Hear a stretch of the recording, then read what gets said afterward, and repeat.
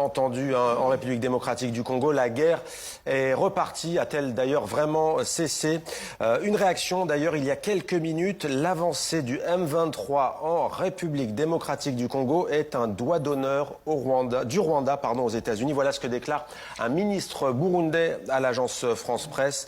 Et pourtant donc, il y a 5 jours, vendredi, à Washington, un accord a été signé en grande pompe sous l'égide des États-Unis entre Paul Kagame, le président du Rwanda, et le président congolais Tshisekedi. Bonsoir Slimane. Bonsoir Mohamed. Notre éditorialiste Slimane Zeguidour nous a rejoint.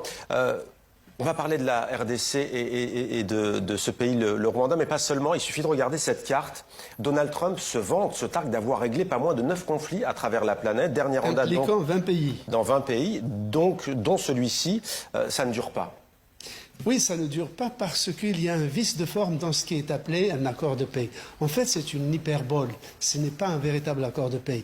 Rappelez-vous, Mohamed, comment ça se passe. Normalement, un accord de paix, ça mobilise des diplomates des 2 pays, ça mobilise des agents de l'ONU, ça mobilise des experts juridiques, des cartographes, des militaires. Bref, c'est un long processus pour sortir de conflits qui durent parfois depuis plusieurs générations. Comment procède Donald Trump? Il n'envoie même pas des diplomates, il envoie des amis ou son gendre qui sont des manias de l'immobilier, qui sont des affairistes.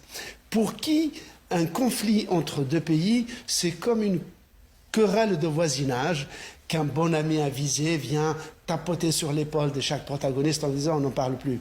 Voilà pourquoi tous ces pays où il a mis la main pour établir la paix sont aujourd'hui en guerre parce qu'on a l'impression que ce qui importe pour lui, c'est de prendre une photo en disant voilà, la paix est signée, et après ce qui se passe après, ce n'est plus son affaire. En fait, pour résumer, un traité de paix chez Donald Trump, c'est une transaction. Il ne dit pas ne faites pas la guerre, faites la paix. Il dit ne faites plus la guerre, faites des affaires. C'est pour ça, par exemple, qu'au Congo, avec la RDC et le Rwanda, les sociétés américaines ont obtenu le droit d'avoir un accès privilégié aux ressources minières du pays. Donc ce n'est pas faites des affaires, c'est on va faire des affaires. Et on va faire des affaires, évidemment. Parce que pour lui, la guerre, c'est le contraire des affaires. Le contraire de la guerre, ce n'est pas la paix, c'est les affaires.